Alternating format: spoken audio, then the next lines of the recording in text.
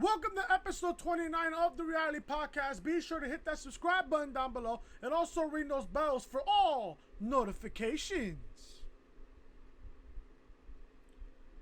I know.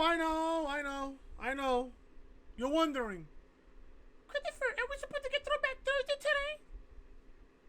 If you saw Smackdown review on Tuesday, you would know why I'm not doing Throwback Thursday. Now, Super ShowDown is, I'm not going to lie to you, it's a glorified house show. It's a glorified house show. It's a glorified house show outside the United States of America. Blood money, as what people are calling on social media. Blood money. This is nothing but blood money here. No cap. No cap. Later on in this podcast, on episode 29, we are going to preview and predict Super ShowDown. Getting you guys ready for Super ShowDown on Friday. I know most people are not going to cover the show, but I am. More content, the better. So there you go. I have news today, which we'll go over here on the podcast here for episode 29. But before we begin the news portion of the podcast, I just want to sit here and trigger all the Warrior fans. This is the sports portion of the podcast here. Yes, I only do wrestling, but I like to sprinkle a little bit of sports as well. Game 3 last night between the Raptors and the Warriors. Did you see how Stephen Curry had to fucking carry that whole entire team? 47 points and you don't get the win? I remember somebody by the name of LeBron James had to score 51 in game 1 last year of the NBA Finals against the Warriors, but lost. So Curry knows how LeBron felt after game 1 last year of the NBA Finals. Just saying. Oh, and by the way, LeBron dropped 51 points in game 1 last year. Not only he lost that game, lost the series as well. Curry dropped the second most points in NBA Finals history in a single NBA Finals game. Lost the game. History says when you drop the most points in NBA Finals, not only you lose the game, you lose the series as well. So, for all you Warrior fans out there, need to win game 4. Now, the Warriors, the largest point they were down, I believe, was 18. I believe they were down 18. And they cut it to at least 7. Now, from what everybody else did during the postseason, you have a big lead on the Warriors. Don't get too happy. Keep them down. Because what happens is, once you have them down by at least 18, 17, 19 points, you start to get happy towards the middle of the third quarter going to the end of the third quarter. Once you get happy, you stop playing well, you stop scoring, you stop playing defense, and then all of a sudden, fourth quarter comes around, the Warriors go on a big-ass run, which leads to a choke artist. I like what the Raptors did in game 3 last night. I like what they did. They were down, I think the Raptors were up as many as I believe like 14, 13 at some point in the fourth quarter. The Warriors kept scoring and scoring and scoring. The Raptors kept playing good defense. The Raptors didn't be happy. Now, I just got a notification on my phone that Klay Thompson is expected to play game 4 after missing game 3. Is there any word on Kevin Durant on when he's coming back? Because I heard rumors that KD might play game 4. If KD doesn't play game 4 and the Warriors lose, Warriors are down 3-1. Which I got a sense all of a sudden. I will say this right now. If the Warriors lose game 4 tomorrow on Friday, I guarantee you KD comes back in Game 5 in Toronto. KD comes back for Game 5 in Toronto. They come back from 3-1. Game 7's in Toronto. Boom. It's anybody's ballgame. It's anybody's ballgame. And do not tell me that the NBA Finals is not fixed. That these NBA postseason games are not fixed.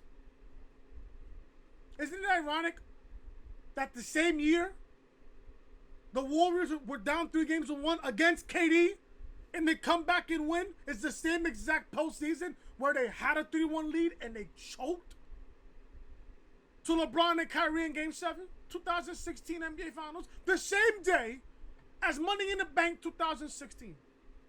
Same exact day. I remember that day very, very vividly. Remember that day. I had the Money in the Bank pay-per-view on my room here, and I had the 2016 Game 7 NBA Finals in the living room. And I kept going back and forth and back and forth. I got the Raptors winning Game 4. Now it depends on if Klay is going to play Game 4, but Steve Kerr expects Klay to play Game 4. So let's see what happens. On a baseball note, Yankees lose their first series in a long time. In a long time. I think the last time the Yankees lost a series was against the Diamondbacks. I think it was back in, I think going back to, I believe the beginning of May. I think it was the beginning of May. I think so, right? Yeah, the beginning of May. Ever since then, the Yankees won 13 of the last 14 series. Now the Yankees have won 13 of the last 15 series. The Yankees haven't lost a series in over a month. In over a month. Now, granted, Toronto is I'm not going to say they're a bad team. They're a not bad team. It's just that they're at the wrong place at the wrong time. I'll give Toronto credit. They beat the Yankees twice. Yeah, I'll give them credit. But still, the Yankees are the best team in the Eastern Division. And I got the Yankees winning the entire East Division. Hell, as a matter of fact, I got the Yankees winning the fucking World Series this year. Who will come out of the National League in the World Series? I don't know. Could be the Phillies. I don't know. The Dodgers? I don't know. God only knows. But if you're a Yankee fan here, don't go too crazy. Don't go too crazy. We're still in first place in the East Division. So, there's nothing to worry about there. So, there you go. That is the sports part, the sports portion of the podcast. If you guys are going to watch Super ShowDown, and I know some of you guys might not, but if you guys are, I want you guys to hit that thumbs up immediately. Hit the thumbs up. Don't be scared. If you guys are going to watch Super ShowDown, I'll watch the Super ShowDown. I'm going to watch it. Only reason why I'm watching is because I have nothing else to do on that part of the day. So, hey, why not? There's a pay-per-view in Jeddah. You might as well watch it. And since I'm watching it, I might as well cover it. Then after that, I'm going to be on DJ Storm's live stream on Friday at 7:30 p.m. So there you go. If you guys are subscribed to Storms, you guys are going to want to watch that video, that live stream on Friday, tomorrow. You guys are going to want to go watch that because let's just say I have all my screenshots ready. I have all the exposure things ready. It's going to be one crazy fucking live stream with me and DJ Storms on Friday after Super ShowDown. So be sure to check that out. If you guys don't know who I am, I'm your boy Chris. Thank you guys so much for tuning back into the channel on this Thursday, June 6th, 2019. By the time you guys are watching this video, I'll probably be at work for NYCFC against FC Cincinnati at Yankee Stadium. So there you go.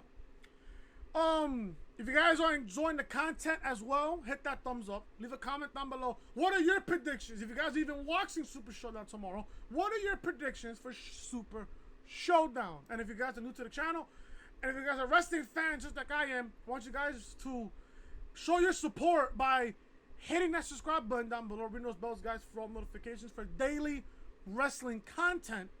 there's no NXT review, and I told myself, hey, there was no point to even do an NXT review because, you know, shows after TakeOver, there's no storyline continuation.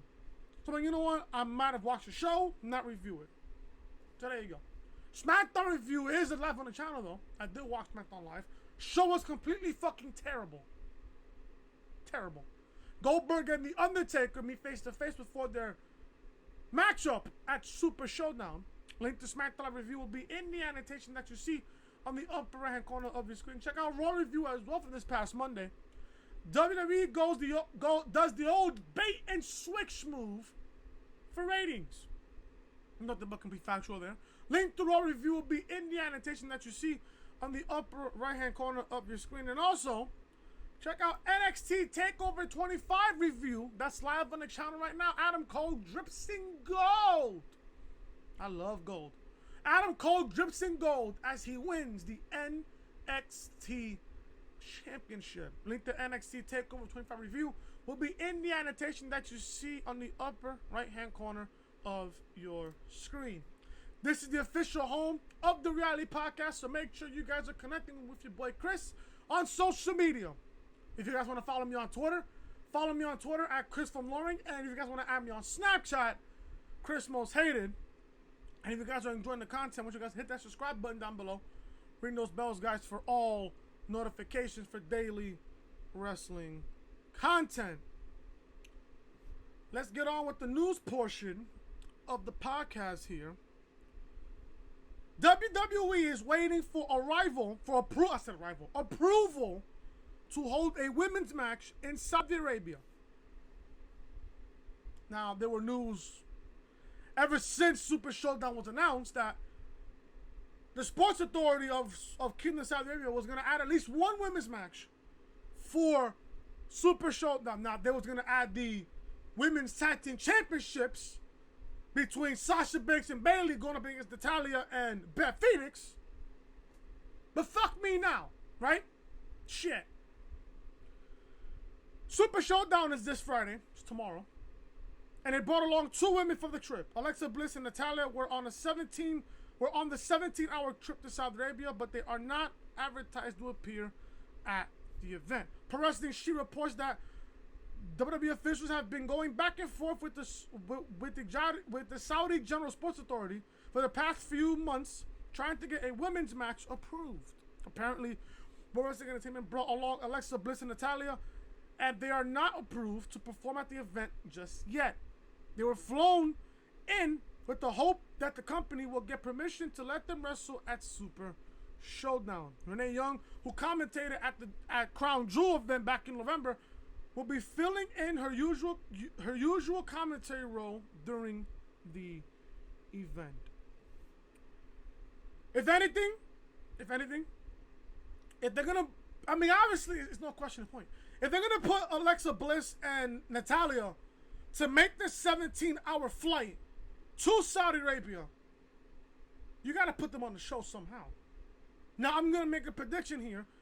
If they get a women's match approved for Saudi Arabia, for Jeddah, for Super ShowDown, that matchup will take place, if anything, during the kickoff show. They're not gonna have them on the actual main card. So if anything, they're gonna put Natalya versus Alexa Bliss on the kickoff show, not on the main card, but on the kickoff show before the main show on Friday. Got more news here. If I can find another article here. WWE's, we're gonna stick with the women's portion here. WWE's original plan for women's wrestling in Saudi Arabia. Now, World Wrestling Entertainment is bringing their roster back to Saudi Arabia, but they have a couple of superstars who are making a trip that most weren't expected. Now, obviously, as you guys know, as I read earlier, just a couple of seconds ago, Natalya and Alexa Bliss are both on the trip to the Kingdom of Saudi Arabia with the WWE roster. Renee Young is along for the trip as well, but she was expected to be part of the commentary team anyway, since she traveled with the company to Kingdom of Saudi Arabia for the Crown Jewel event. WrestleVotes reports that World Wrestling Entertainment had planned months ago for a women's match in Saudi Arabia. It was supposed to be was supposed to be Natalya going up against Nia Jax. Although no match has been made official yet, it could very well be on the show. Regards to the women's match, to a women's match. This is what WrestleVotes tweeted. I can add that the idea months ago was for a women's match to happen at the show. Prior to her injury, the plan was Nia Jax versus Natalya. We'll see if any matchup happens on Friday. End quote. If you look at the WrestleVotes Twitter account, it's obviously there. It is very interesting that the company is bringing along women wrestlers to the Kingdom of Saudi Arabia. If they are allowed to compete, then will certainly be a historic day for the company and Saudi Arabia, but it probably won't do much to really combat the negativity surrounding the WWE's deal with Saudi Arabia. I mean, if they get approved, then so be it. If they get it approved, they get it approved. But is anybody gonna care about a Natalya versus a Natalya versus Alexa Bliss match at a kickoff show? No one's gonna care. So there you go. No one's gonna really care about it. And on top of that, they're flying to Saudi Arabia. Obviously, you're not gonna have Beth Phoenix. No, I keep saying Beth Phoenix. I keep thinking about it because of fucking NXT. You're not gonna have Natalya and Alexa Bliss fly 17 hours to Saudi Arabia and not use them. So you might as well use them if they're gonna get approved. Like I said, they're gonna have the match at the kickoff show. Jon Moxley makes history with the IWGP United States title win. Get this, folks. Jon Moxley appearing at Double or Nothing and winning the IWGP United States Championship on Wednesday morning. Jon Moxley has already done more things in 6 months. In 6 months. Ever that he did with WWE. As a matter of fact, let me rephrase that. Jon Moxley has done 2 things already. Biggest impact. Arrive at Double or Nothing and winning the IWGP United States Championship. Jon Moxley, with those 2 things, has made a bigger impact in the indies than he's ever did with WWE. I don't give a fuck what you say. It's my opinion. Jon Moxley makes history with the IWGP United States Championship win. Jon Moxley is not able to do as he pleases. He can work a match to his liking and doesn't have room full of rioters trying to figure out what he can do to appease a 73-year-old billionaire. Moxley recently competed in his first post-World Wrestling Entertainment match for New Japan, where he became the new IWGP United States Heavyweight Champion. This is a big title to win on his first match out of WWE, but it was a long time coming. As you guys remember, Dean Ambrose, his other character, Dean Ambrose, he carried the United States Championship while he was in World Wrestling Entertainment for 351 days. It is unknown how long Moxley will hold the IWGP United States title because he just won it, but he's already made history. Get this. Jon Moxley, Dean Ambrose, is now the first man to hold both IWGP and WWE's version of the United States title. Has Roman Reigns done that?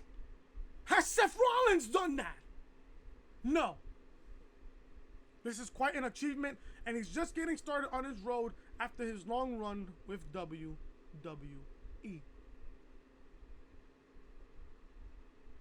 This is good for him.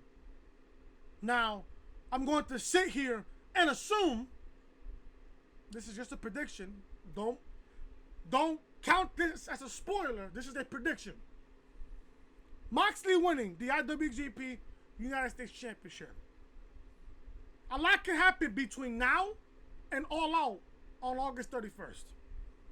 AEW can work a partnership with New Japan Pro Wrestling. Now think about this. We all know Jon Moxley's rumored opponent for All Out is Kenny Omega, due to what happened at Double or Nothing, at the end of Double or Nothing. Take my fucking money. Now hear me out. Take my fucking money. If we get Jon Moxley versus Kenny Omega at All Out in Chicago at the Sears Center for the IWGP United States Championship. Take my motherfucking money. If that doesn't sound like a double main event with Jericho and Paige for the AEW World Championship, I don't know what is. Like I said, this is just a prediction and an opinion. So, I think that can possibly happen. But I can see AEW working a partnership with New Japan Pro Wrestling. Because I don't see New Japan Pro Wrestling working with fucking Ring of Honor anytime soon anymore. I don't really see that happening. I think that partnership is going to end. And I think New Japan Pro Wrestling is going to work with AEW. And also, part of Moxley's contract, he can work with fucking New Japan Pro Wrestling anytime he wants. And as well as Kenny Omega. That was part of also Kenny Omega's contract when he signed with All Elite Wrestling. He can also work with New Japan Pro Wrestling as well.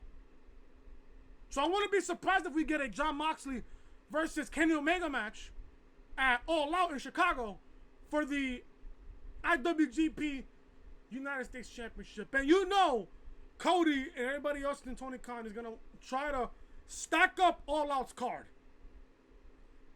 They're going to really try to stack that card up for All Out before they head to weekly television. So there you go. Jon Moxley winning the IWGP United States Champion. I think it'll be him against Omega at All Out for that said championship. Title match has been set for Stomping Ground. Now, if you guys saw my Smackdown review back on Tuesday, link will be in the annotation on the upper hand corner of your screen. Stomping Ground is coming up on June 23rd, and we already had one match announced last night. Well, on Tuesday. Now we have a title match to expect as well. Not only we're getting Roman Reigns versus Drew McIntyre at Stomping Ground, we're getting a fucking WrestleMania rematch for Stomping Ground. You can tell the excitement on my face. You can clearly fucking tell. Carmella versus Charlotte versus Alexa Bliss was booked for SmackDown Live this week, and the winner received an opportunity against the Huggers Championship at Stomping Grounds on June 23rd. The match became about as things unraveled during a Roman of Piss segment with Bayley. After the melee was all over, Raw's Alexa Bliss won a number one contenders match and a shot at the SmackDown Women's title against Bayley at Stomping Ground on June 23rd.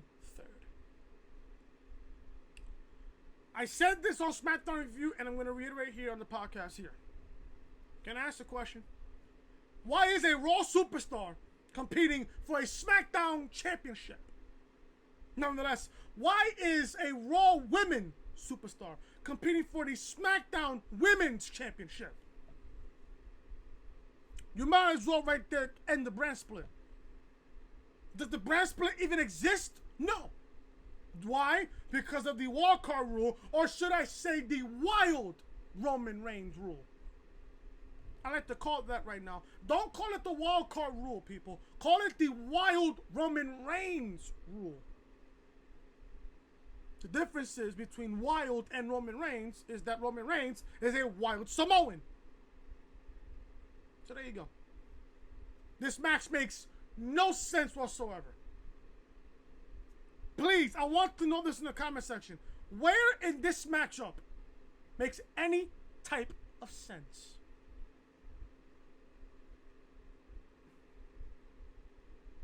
I'm dying to know. I'm dying to know. Where in this whole matchup makes sense?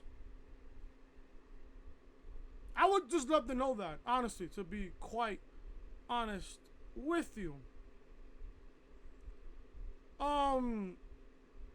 There's news on AJ Styles. AJ Styles' current injury status has been revealed. Now, AJ Styles is out of action right now and will keep him out of the ring for most of this month. However, his injury is not what he seemed to be at first. Everybody's thinking it's a fucking back injury. No, it's not a back injury. The back injury is a storyline injury. Although Styles confirmed himself on his Mixer Gaming channel that he has a back issue. That is the case, as Fightful reports that the Phenomenal One is actually out of action with a calf injury.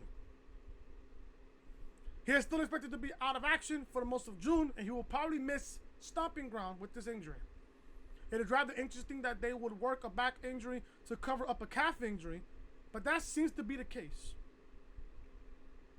If anything else here, I will keep you updated here on the Reality Podcast. Now, with this calf injury, AJ is obviously going to miss Stomping Grounds. He's obviously going to miss Saudi Arabia. He's obviously going to miss that show.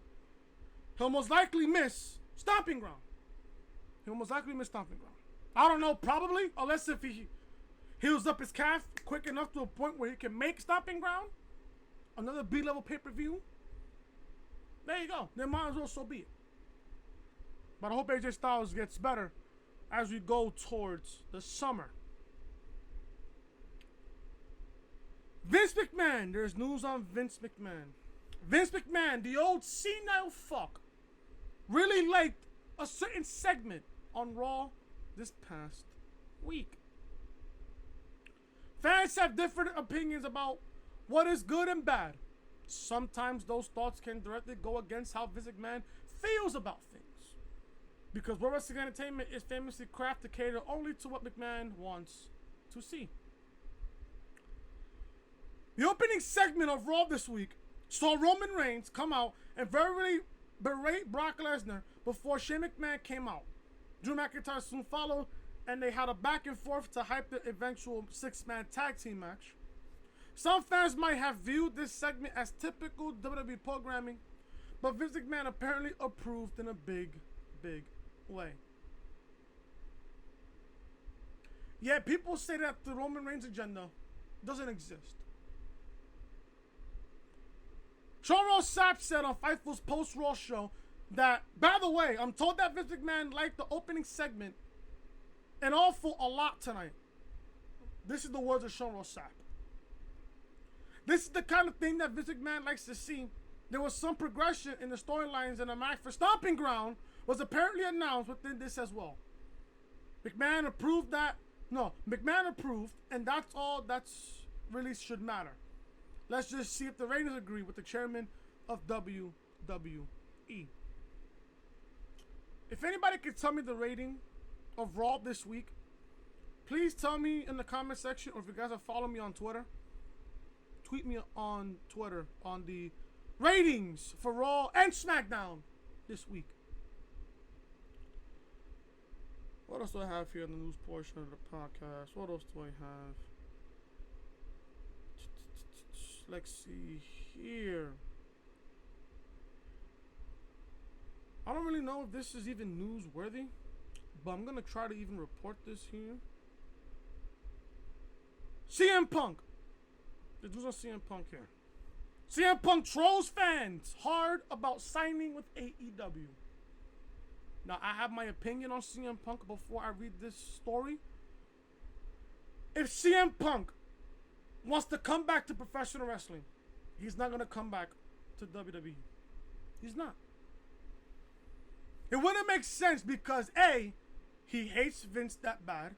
B, he still hates Triple H that bad. C, if you still remember the fucking pipe bomb that he dropped in Las Vegas in 2011, then that's all you need to know. I said this to many people, and many people agreed.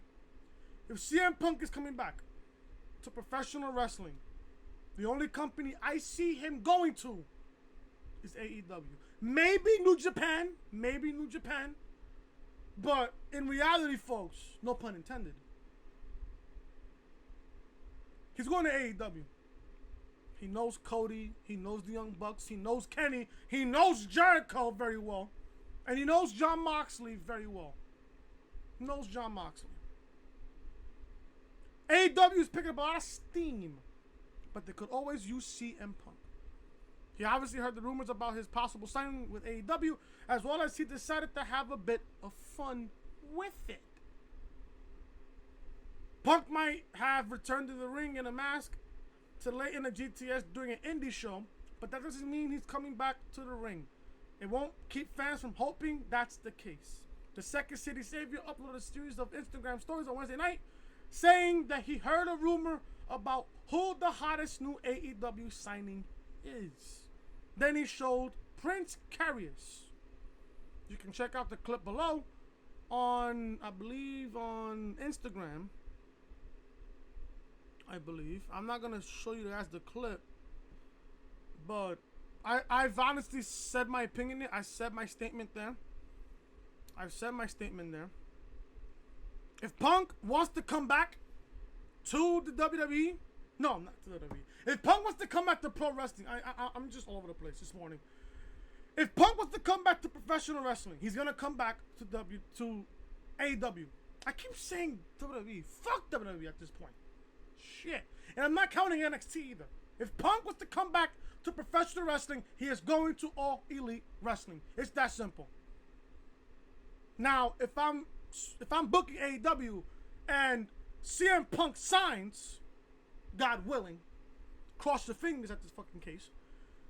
If Punk signs at AEW, would you immediately put him in the AEW World Title match scenario? No, I wouldn't. And I'll tell you why. Punk, he may be a big name still in the eyes of many wrestling fans. He may be a big name, but he hasn't been in the wrestling ring in God knows how long. Since when? 2014? It's been 5 years. You're going to add Punk to a world title match scenario, especially for AEW, once he signs with them? If he even does? No, I'm not going to. Probably you guys will, but I'm not. I wouldn't even put CM Punk near the AEW World Heavyweight Championship. I wouldn't. I would build him up, because according to AEW, wins and losses do matter. I wish I could say the same thing about World Wrestling Entertainment, but in their case, wins and losses don't matter. But the AEW, it'll matter. You gotta build up Punk if he even does sign up or sign with AEW. Becky Lynch wants the main event WrestleMania without Ronda Rousey next time. Now, there's reports going around saying, that Becky Lynch is going to have a big match at WrestleMania next year. It's not going to be against Charlotte. It's not going to be against Ronda. It's not going to be against fucking Lacey Evans. There was a report going around just a few months ago, a long time ago, that it was going to be Becky Lynch versus Stephanie McMahon at SummerSlam. I don't know if that's even going to happen also either. I don't know about that either. I mean, they still got to build towards SummerSlam as well. They got to build towards SummerSlam. Ronda Rousey brought a ton of attention to World Wrestling Entertainment when she came in from the MMA world. She was in the middle of filming a movie at the time, and some clever tactics needed to be taken in order to fool fans. This year-long run for Rousey as a full-time superstar saw her cap it off at WrestleMania 35, but Becky Lynch would like to do it without the baddest woman on the planet next time. We previously reported that WWE already has WrestleMania 36 plans in store for Rousey. They apparently have nothing to do with Charlotte Flair either. Or should I say Lynch. We would just have to see if it involved the main event, but that's her goal. While speaking to Sports Illustrated, Lynch says she wants to close out the show of shows, but she doesn't need Ronda Rousey again to do it. This is what Becky Lynch said on the Sports Illustrated interview, and I quote, "I want the hell at WrestleMania without Ronda Rousey. That drives me at main event of WrestleMania. Now I know what it feels like. For me, anything less than WrestleMania main event is going to feel like a failure. So I've been thinking a lot about who my next opponent will be at WrestleMania 36. End quote. We will have to wait and see what the company has in store for Becky Lynch. WrestleMania 36 is still ways off, and the company is an extreme, unpredictable place to work at. Plans can always change because of Vince. But Lynch has her eyes set on the biggest spot on the card once again. Let's fantasy book this, shall we? Let's fantasy book this. There were reports going around that Shayna Baszler could get demoted to the main roster. Now, there's also reports going on that Adam Cole could be demoted to the main roster as well. I've heard rumblings and rumors about it. Don't know if that's true or not, but I'm going to take that with a grain of salt. I can totally see Shayna Baszler get called up to the main roster. When? Probably after TakeOver Toronto during SummerSlam weekend. I can see that happen. Adam Cole, he just won the NXT Championship. So I wouldn't even have Adam Cole lose the title anytime soon. Now, if you're going to book Cole to be a transitional champion like you booked Gargano back at TakeOver 25, the only person I see Adam Cole dropping the championship is Matt Riddle at TakeOver Toronto. Baszler is, I can see this totally happen. Baszler dropping the championship to either Io Shirai or Candice LeRae. After that, you're going to book Shayna Baszler up to the main roster. Or should I say demoted to the main roster. We don't know when Ronda Rousey is going to come back. We don't know when. She's in her impregnation vacation. In my honest opinion, I think Shayna Baszler is 100 times better than Ronda Rousey. Just look at her NXT run. Look at Shayna's NXT run, and you compare that run to Ronda's 1 year run with World Wrestling Entertainment. And you tell me, what's the better run? Shayna. I'm booking this right now, folks, with a long time until WrestleMania next year. With 10 months to WrestleMania. We're 10 months away to WrestleMania 36. It's on April, and we're in June. So you got May, we got July, August, September, October, November, December, January, February, March, April. You got 10 months left to WrestleMania. By the time you get Shayna Baszler called up to the main roster, or should I say called down, demoted. I keep saying called up, demoted. It would be 8 months to WrestleMania. 8 months. You can build up Shayna Baszler from the time she's in the main roster to WrestleMania. You can build her up as a dominant force, like how she is in NXT. January in Houston, you have Shayna Baszler win the Women's Royal Rumble match. And you have Shayna Baszler versus you have Shayna Baszler versus Becky Lynch at WrestleMania 36 for the Raw Women's Championship. That's if Becky is having the championship until WrestleMania. That's if. Now, a lot can happen between now and WrestleMania, or a lot can happen between after Shayna's demotion to WrestleMania. A lot can happen. A lot can happen. God forbid nothing bad happens, God forbid. But that's how I'm booking things. You have Shayna Baszler go to the main roster after TakeOver Toronto. You have her drop the championship to either Io Shirai or Candice LeRae. You build her up during her time in the main roster. You have her win the Women's Royal Rumble in January in Houston next year. And you have Shayna Baszler versus Becky Lynch for the Raw Women's Championship at WrestleMania next year in Tampa. Now, you can have this match main event, but like I said, a lot can happen. There's rumors going around that Brock is going to have this fight in WrestleMania. Taker can all of a sudden announce that WrestleMania 36 could be his last WrestleMania for sure. God knows what's going to happen between now and WrestleMania. I don't know. I really don't know. But let's see what happens, though. A lot can happen.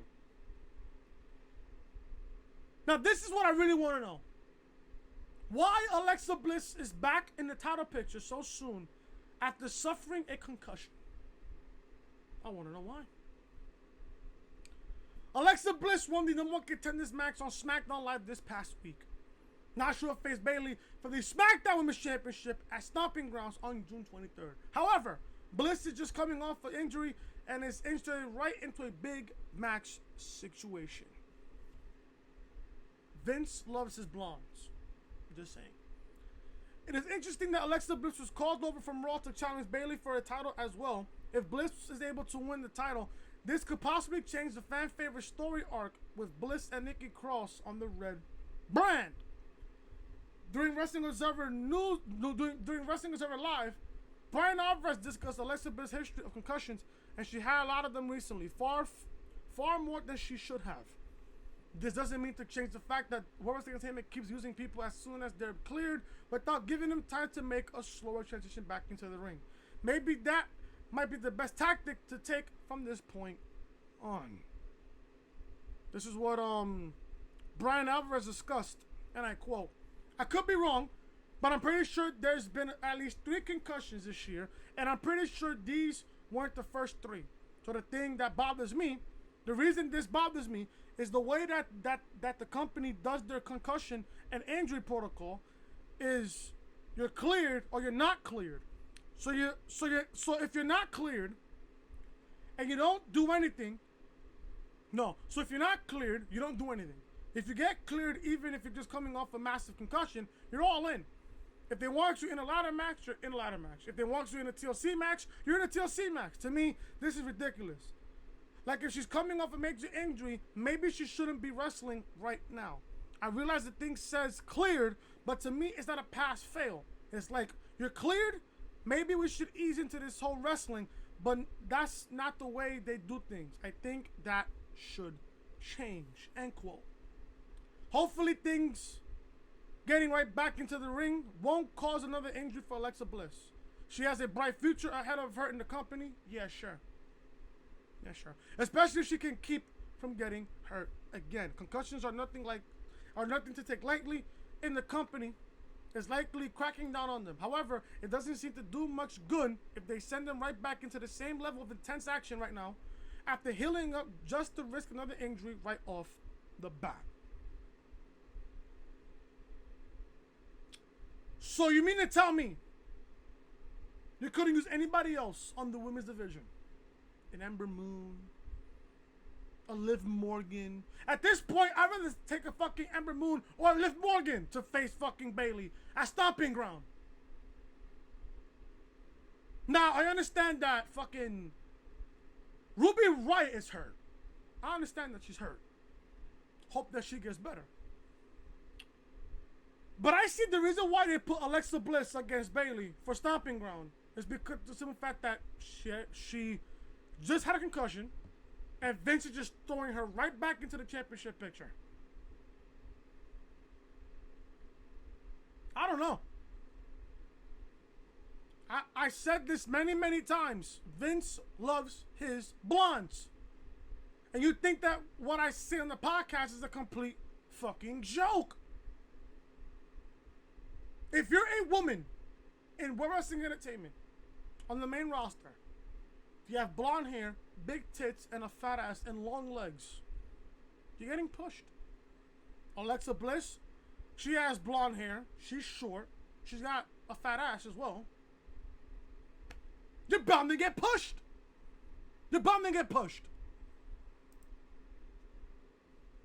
But it just sucks how they're putting Alexa Bliss back in the title contention after suffering a concussion. A concussion is nothing to be taken lightly. What makes you think Daniel Bryan retired and came back within 3 years? Because Daniel Bryan has so many head injuries. He has so many concussions to the point where he had to retire. Now, I'm not saying that I want Alexa Bliss to retire. No. Just the head injuries is a very serious thing. It's a very serious thing.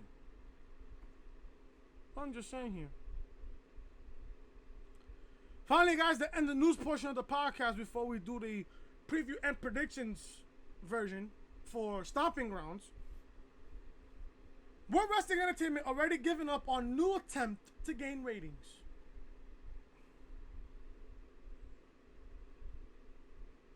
Let's see what happens here. World Wrestling Entertainment is doing everything they can to draw attention to the show. The company tried something new a few weeks ago as they dropped the crowd lights, killed the big screen, and made all of the graphics black and white. This was said to be an attempt to give Raw a grittier feel. However, it looks like the company has already given up on this new endeavor. I'm bugging today. I apologize. This is in spite of Mick Foley's really putting over the company's direction. Brian Alvarez mentioned on Wrestling is Over Live that World Wrestling Entertainment appears to have given up their attempt at making the third hour a gritter show. This is what Brian Alvarez said, and I quote, "They already gave up on grittiness in the third hour where they dim the lights and make everything black and white. It lasted 2 weeks. Anybody knows they dropped it? I don't think so." End quote. World Wrestling Entertainment will continue to try new things to get fans to pay attention. The gritty third hour of Raw didn't do much, to be honest. Last week's fans only got the last 20 minutes of the show with this gritty new theme because World Wrestling Entertainment needed to light the crowd for the electric chair segment. That electric chair segment is another story altogether. And after the segment's first week and Seth Rollins destroying the chair, when Sami Zayn dropped AEW on television, it's no real surprise if we ever see that segment again.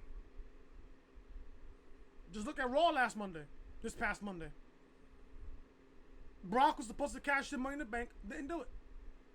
The old bait and switch tactic. Oh, but Chris, ratings don't matter, man. Social media matters. Social media ratings matter, Chris. Yeah. Tell that to Fox and NBC Universal. Tell them that. Oh, that ratings don't matter. Oh, social media ratings matter. Oh, the golf course segment for the 24/7 championship got more ratings than both Raw and SmackDown combined. So, it's YouTube. It's YouTube. That's a social media platform. YouTube's not a TV rating. It's not. YouTube's not a TV format. No, it's not. No, it's not.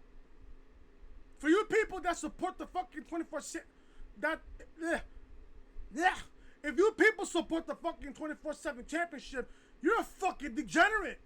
You're a fucking blatant fool. You're an idiot. You're an idiot.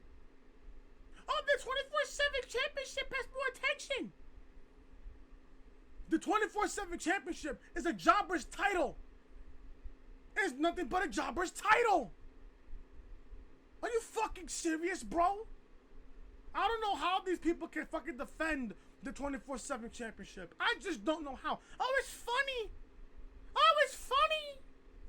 Oh, it's a way to get viewerships. I don't care about the 24/7 championship. I don't care about it. It's a fucking joke. I bet you money the same people that support the 24/7 championship are the same people that are Roman Reigns fans and Iconic fans. And you know how I feel about Roman Reigns and the Iconic fans. You know how I feel about them literally on Twitter. Roman Reigns fans and Iconic fans are nothing but fucking basement-dwelling virgins who can't get a fucking job. Who are keyboard warriors on social media that want attention. It's nothing but the fucking truth. Nothing but the damn truth. That's all I gotta say about that, man. And that is the end. And that is the news portion of the reality podcast. Now, I'm trying to find out who are the 50 men in this battle royal. I'm trying to find out who is it. If I can find the story, because I know for a fact that they must have announced it already about the 50-man battle royal and who's gonna be in the matchup. If I can really find it, I mean, I have a lot of news. I'm just saving that for Saturday's episode, for episode 30. Saving that for episode 30 for Saturday. Tomorrow, you guys are gonna get a Super ShowDown review tomorrow on the channel tomorrow. I'm trying to find the Battle Royal participant. I'm trying to find it on my phone if I can really find it here. I'm trying to find it and I can't really find it. I mean, I had it earlier. Now all of a sudden I can't really find it. Damn it, I don't think I can really find it. So sad. I mean, honestly, I'm trying to... Okay. Possible spoiler. Doesn't say who's in the 50 men. Okay. I need to find it on the internet, but I'll predict, honestly. Here we go with the portion of the fucking show. Now, as you guys know, Super ShowDown is tomorrow from Jeddah in Saudi Arabia. Now, I'm looking at the card here. We have 10 matches on the card.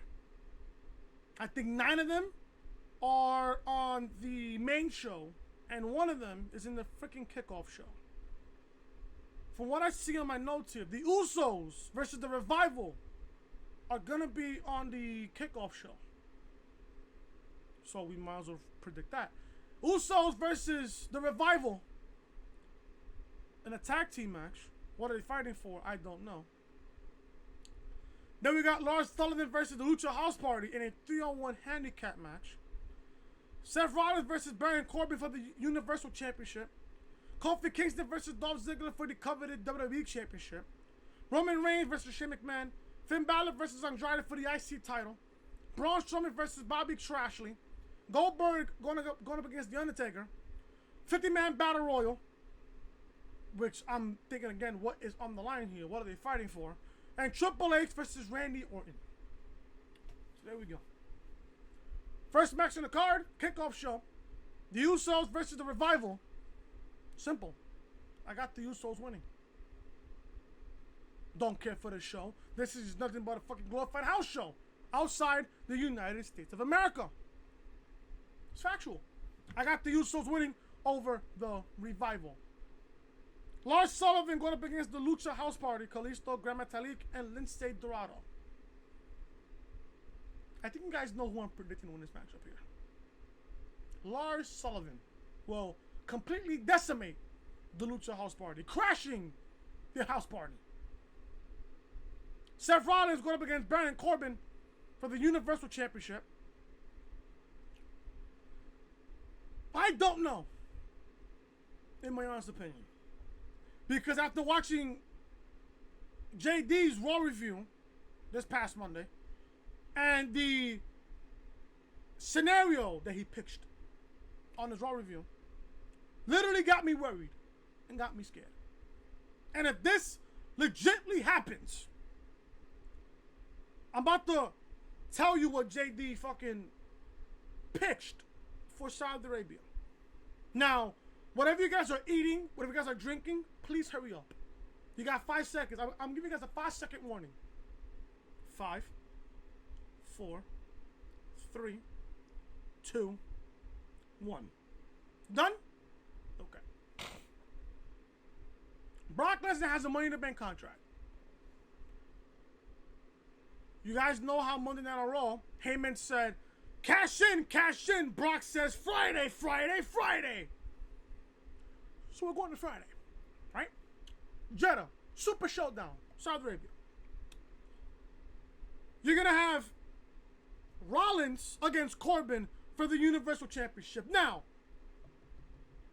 the reason why what happened on Raw Monday night was a way to write Seth Rollins off of television. I don't think Rollins is going to be at Super ShowDown in Jeddah. I don't think he's making the flight. I don't know.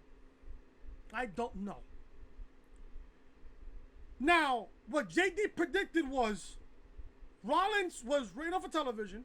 He's going to relinquish the Universal Championship because he can't make the trip to Jeddah for Saudi Arabia. Corbin is still going to be in the Universal Championship match. You're just going to put him up against Brock Lesnar. So Brock is going to win the Universal Championship against Baron Corbin, still have the Money in the Bank, have him cash in on Kofi Kingston, and Brock is going to walk out of Jeddah with both Universal and WWE Championships. I swear on everything that I fucking love that is holy in this world. If that happens in Jeddah, in Saudi Arabia on Friday, if that happens, I am done with WWE. Done. If Brock is going to walk out of Jeddah with both Universal and WWE Championships, you might as well, at that point, you might as well kill the brand split at this point. Brand split, done. Brand split, buried. Not even 6 feet deep. Not even. 100 feet deep. Done. To the point of no fucking return. But do I see that happening? Is a possibility, but if I have to make a case here, no. If Rollins does make the trip to Saudi Arabia and then goes up against Baron Corbin for the Universal Championship, I have Rollins winning. Simple. I have Rollins winning. Brock will most likely cash in on Rollins when the match is over, selling his injuries from Raw Monday night, and Brock will win the Universal Championship at Jeddah in Saudi Arabia. So Rollins will beat Corbin, but Brock will cash in and win the Universal title. Kofi Kingston going up against Dolph Ziggler for the WWE Championship.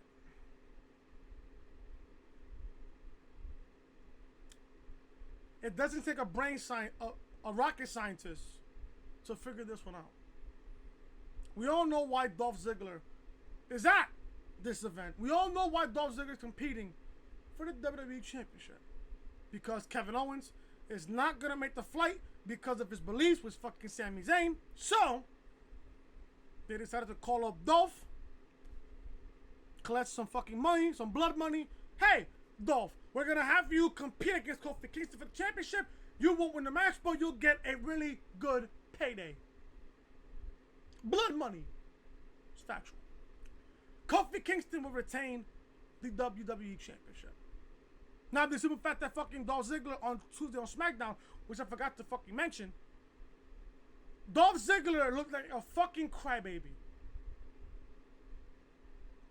A complete fucking crybaby.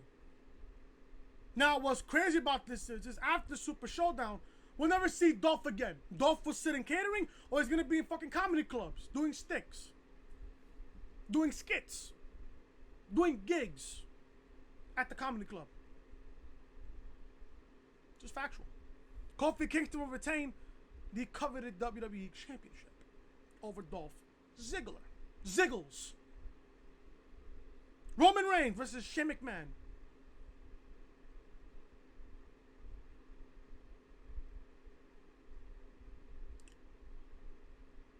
Do I have to say who's going to win this matchup? You guys know what I'm thinking? Who wins this matchup here? I'm not even going to say his name. Just know. Finn Balor versus Andrade for the Intercontinental Championship. I think this matchup will steal the show. If they want to really push Andrade here, I say he'll beat Finn Balor. But in the back of my mind, something's telling me that Finn Balor is going to retain the IC title. But my prediction here is Andrade will win the IC title. But something in the back of my mind will say that Finn Balor will retain the IC title. So let's keep it at that. I love these two men. I love Finn Balor. I love Andrade. They should have a really great match. Give them 15, 20 minutes. A classic. A classic. But where in the vocabulary term that you see main roster and classic in the same sentence. Just saying. Braun Strowman versus Bobby Lashley. Again, what are they fighting for? Nothing. Simple. Braun wins. Just by default and by logic. Braun wins. Triple H versus Randy Orton. Two of my all-time favorites of all time. I got Triple H winning. I don't know why, but I got Triple H winning. Now, you guys know they have history. There's no love lost there between Triple H and Randy Orton. There's no love lost there. Just go back to 2009. Go back to 2009. Just go back to literally 2009 where they had their freaking rivalry. The rivalry was just fucking fantastic between Triple H and Randy Orton. But if I had to make a guess here, I have Triple H beating Randy Orton. Goldberg versus The Undertaker. Two legends. Two legends of all time. I said this on Smackdown Review, and I believe I also said this on Raw Review as well. You could have given me this matchup 3 years ago at Toronto 2016 Survivor Series. You could have given me that matchup then between Goldberg and The Undertaker. But no, you gave me Goldberg versus Brock Lesnar in a match that ended in 1:26 seconds. Destroying Brock Lesnar's mystique after beating The Undertaker's undefeated streak at WrestleMania. I went off back then on why Goldberg beat Brock in 1:26. Because simply, over not only for a video game cover, but to make his son and his wife happy.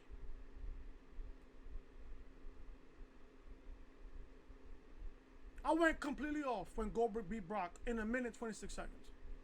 It literally ruined Brock to the point where you had Brock Lesnar and The Undertaker's undefeated streak. And you have Brock lose to Goldberg in 1:26 seconds. That fucked up the whole entire mystique of the streak. Brock had to carry that burden of ending the streak, carrying that torch until it's ready to be passed on. Goldberg fucked that up in 1:26 seconds. Now we're getting Goldberg versus The Undertaker. My prediction here, I can't believe I'm going to say this, but I got Goldberg beating Taker. I got Goldberg beating Taker. And I'm going to explain why I have Goldberg beating Taker. Now, this may be stupid and retarded to most people, but I thought about this randomly after Smackdown review as I was uploading Smackdown Live. Taker and Goldberg had a good face-to-face. It looked epic on SmackDown Live this past Tuesday. It looked epic. It looked epic. Something tells me that a Goldberg-Undertaker match is leading to a Sting-Undertaker match at WrestleMania 36. For some reason, I thought about that. That Goldberg and The Undertaker is going to bleed in to Sting versus Taker at WrestleMania 36. Next year in Tampa. That's what I'm honestly fucking thinking. Now, it may be a long shot before Sting even comes back. But there were multiple reports saying that Sting is willing to come out of retirement for one match, and that would be against The Undertaker. That was the main reason why Sting signed with World Wrestling Entertainment to begin with. Is to have that one dream match that everybody wanted. Was against him and The Undertaker. If they waited 20 years to give us Goldberg versus Taker, or should I say, 20 years. If they waited 20 years to give us a Goldberg-Undertaker dream match, now in some cases people think this is a dream match. This is just two 50-year-olds in a ring outside of the United States collecting a paycheck. If this match really does happen, if they waited so long to give us Goldberg versus Taker, it's only a matter of time for them to give us Sting versus Taker. Now, did Taker request this matchup? Possibly. Did Goldberg say willingly, hey, let me come out of retirement for one night to go up against The Undertaker? Goldberg may have requested this match. Taker could have requested this matchup. Who knows? Nobody will ever know. I got Goldberg beating Taker. I got Goldberg beating The Undertaker. Now, their entrances will take longer than the actual matchup, but between two 50-year-olds, give me a good 10 to 15 minutes, I'll be fine. Give me a good 10 to 15 minutes between these two men. I'll be fine. I got Goldberg beating The Undertaker here at Super ShowDown in Jeddah. 50-man battle royal. Now, I don't know who's in this freaking matchup. I don't know who's in this matchup. I really don't. I really do not know who's in this matchup. If I can fucking find it. If I can freaking find it.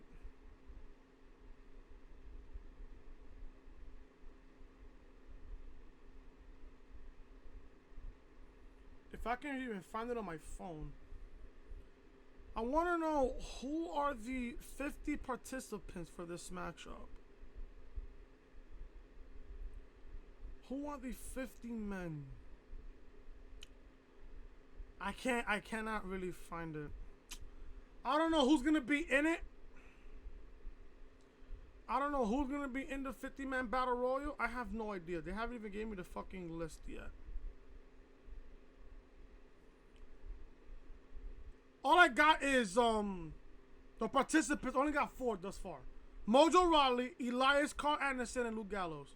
So obviously this is gonna be a jobber battle royal. If Robert Roode is in this, I got Robert Roode winning, or R-Truth. I don't know, and I don't care. And how long am I in this? I am only an hour and 5 minutes in. So there goes my preview and predictions for Jeddah for Super Showdown. I'm gonna run down my predictions again. I got the Usos winning over the Revival. I got Lars Sullivan beating the Lucha House Party. I got Rollins beating Corbin with Lesnar cashing in, beating Rollins to win the title. Kofi over Dolph, Roman over Shane, Andrade over Finn, Braun over Bobby, Goldberg versus Taker, Hunter over Orton, and the 50-man battle royal. I got either Robert Roode or I have R-Truth winning. So there you go. And I'm getting the fuck up out of it because I gotta get ready to go to work. Thank you guys so much for watching. If you guys enjoyed the podcast, hit that thumbs up, leave a comment down below. What are your predictions for Super Showdown in Jeddah for tomorrow?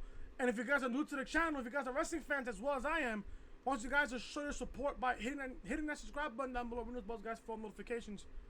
Smackdown review live on the channel right now. Raw review is live on the channel right now. And NXT TakeOver 25 reviews also live on the channel. This is the official home of the reality podcast, so make sure you guys are connecting with your boy Chris on social media. Twitter, Chris from Loring, and Snapchat, Chris Most Hated. And like I said, if you guys are enjoying the content, hit that subscribe button down below. Ring those bells, guys, for notifications. I will see you guys tomorrow for the Super Showdown review. And also, I will see you guys on Friday at 7:30 p.m. as I will be on DJ Storm's live stream on Friday, as what DJ Storm's tweeted out. If I can find the tweet. Storm says this Friday at 7:30 p.m. the 14th special edition of Storm Stream will take place with yours truly, Chris from Loring, where we will discuss a lot of hot wrestling topics for this week in WWE and AEW. So there you go. Don't miss it, guys. Make sure to also sub to DJ Storms. If you guys are really supportive of me, then you guys will be on the live stream, on the Storm Stream on Friday at 7:30 p.m. Eastern Time. Thank you guys so much for watching. I'll see you guys tomorrow for the Super Showdown review. I expect this show to be completely fucking miserable and fucking a waste of everybody's time. Till then, I'm Chris. Leave a like, comment, subscribe, and share the video all over social media. And I'll see you guys tomorrow for Super Showdown review. Until then, talk to you guys later.